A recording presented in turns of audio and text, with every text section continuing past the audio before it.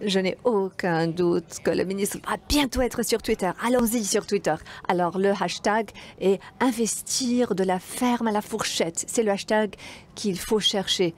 Aussi, @GAFSP refinancer, vous pouvez les repartager, faire des commentaires. Et pendant que je parle des commentaires, c'est notre conversation, d'accord? Vous êtes là avec moi. Il s'agit des partenariats, de la collaboration. Nous allons collaborer ensemble. Si vous avez des questions ou sur tout ce que vous allez voir, les vidéos que vous allez voir, les intervenants, les invités, mettez vos commentaires, vos questions dans la section questions-réponses et l'équipe GAFSP va les chercher et les amener à notre événement. Alors, nous avons deux parties à l'événement. La première partie est vraiment de se pencher sur la crise autour de l'ODD2. Comment y arriver dans 10 ans, la décennie de l'action. La deuxième partie, là, on va se pencher sur les bailleurs, les partenaires, les parties prenantes et le travail de GAFSP, de sorte à ce que vous puissiez voir qu'il s'agit d'une organisation où vous voulez placer votre argent pour qu'il soit investi. Alors maintenant, les exploitants. Commençons avec les exploitants. Regardez.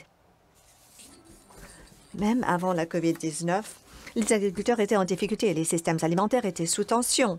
Les essaims de criquets ont décimé la production alimentaire.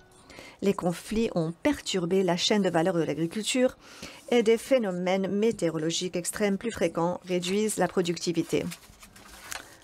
Tout cela a un effet disproportionné sur les petits exploitants agricoles qui produisent 80% des aliments sûrs, sains et abordables dans le monde. Les obstacles actuels exigent une meilleure approche où nous plaçons les agriculteurs au cœur de tout ce que nous faisons. Les agriculteurs sont des innovateurs et des entrepreneurs et nous devons investir dans leur réussite. Depuis 2010, nous avons consacré 1,6 milliard de dollars à des projets centrés sur des agricultures dans plus de 45 des pays les plus pauvres du monde. Nous nous attaquons à la nutrition, au changement climatique, aux conflits et à l'inégalité entre les sexes, afin de renforcer la résilience des agriculteurs et de leurs familles. Au Honduras, nous avons introduit des cultures de grande valeur et augmenté les revenus non agricoles. Aujourd'hui, 10 000 familles bénéficient d'une plus grande sécurité alimentaire. Au Bhoutan, nous soutenons une opération d'exportation de noisettes qui bénéficiera à plus de 10% de la population. Au Sénégal, des partenaires locaux améliorent les pratiques agricoles durables.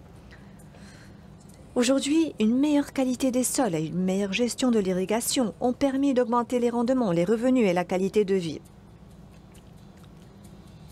Il est temps de redoubler d'efforts pour transformer les systèmes alimentaires et assurer la sécurité alimentaire afin de renforcer la résilience des petits exploitants agricoles qui sont au premier plan de tout ce que nous faisons.